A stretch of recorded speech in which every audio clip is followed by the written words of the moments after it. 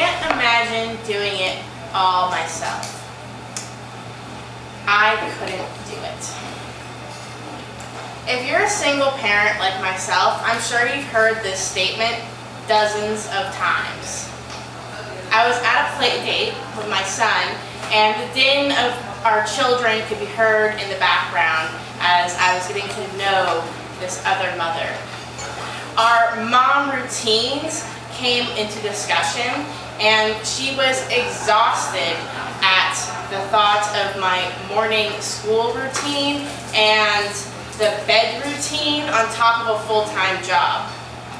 To give you a scoop of my average day, it goes something like this.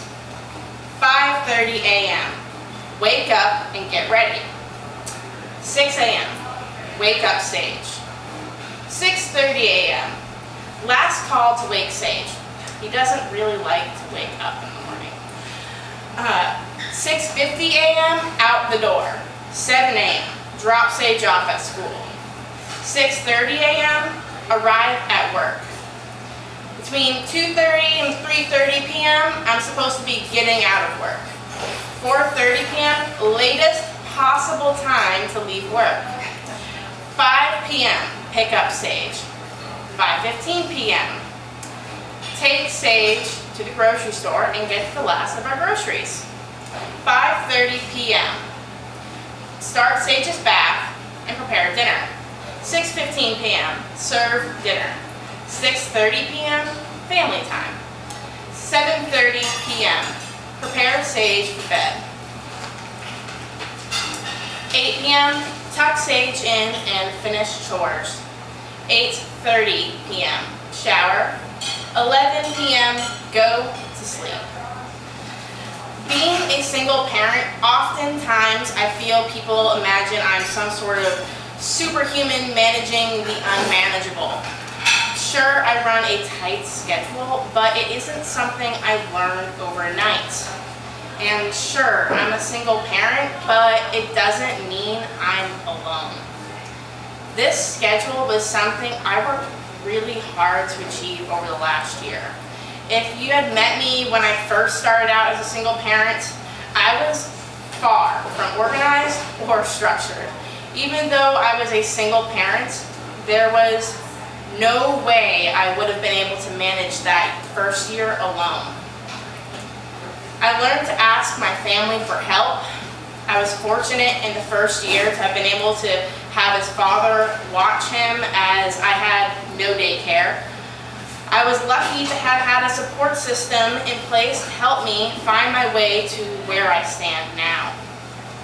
That first year, I worked primarily in a kitchen where, although they did their best to give me the lunch schedule, it's not very easy to accommodate when your busiest time is dinner. I was unique at my job in the sense that I was the only woman in the kitchen. And most of that time, I was also the only parent in the kitchen, let alone single parent. So try as best as they did to understand my situation. It wasn't always easy. I was very aware of my special predicament. After having left my husband, I started that job without a penny in my pocket or even a bed to sleep on. I was living in an extra room at my parents' house for 2 months.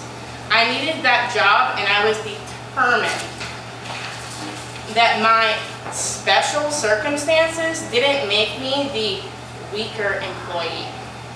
Like many single parents, I worked hard to compensate for all the special exceptions I needed. I found myself working 60 hours a week at the beginning and went a long time without complaint. My success at work left me feeling like a failure at home. Every extra hour was another stolen from my son, and I was stretched really thin. I soon realized that I could not go on as a banquet cook especially after losing the support of my son's father. His dad had taken a new job and would no longer be able to watch Sage during the time I was at work. I would be left to manage childcare by myself now. My time in the kitchen may have been ill-suited in the long run, but here I found I had developed the exact skills I needed to execute the next step in my transformation as a single parent. Working in the kitchen, I had developed time management skills. I was a master at time management. I had to know how long it took to make everything, and I knew how many hours and how many minutes it took me to do everything in my day. I knew that for me to move on, I was certain I would carve out a job for myself somewhere where it would allow me to stand alone as a parent. I found a daycare and managed to transition into 2 part-time jobs that would give me the time I needed to meet my son's needs. I organized my support groups and developed plans for cases when I wouldn't be available for him. I began practicing saying no at work and learning how to advocate for my family's needs. I found ways to go above and beyond at my workplace without sacrificing my family's balance. I organized myself better at work and at home, so I was stronger in both places.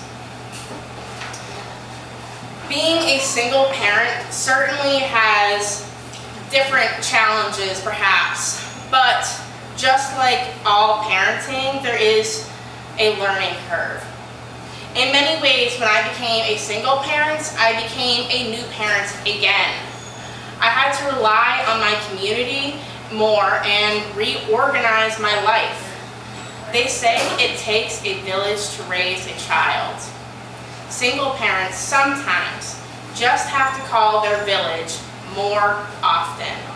And with some organizing and a supportive community, single parenting isn't so superhuman after all.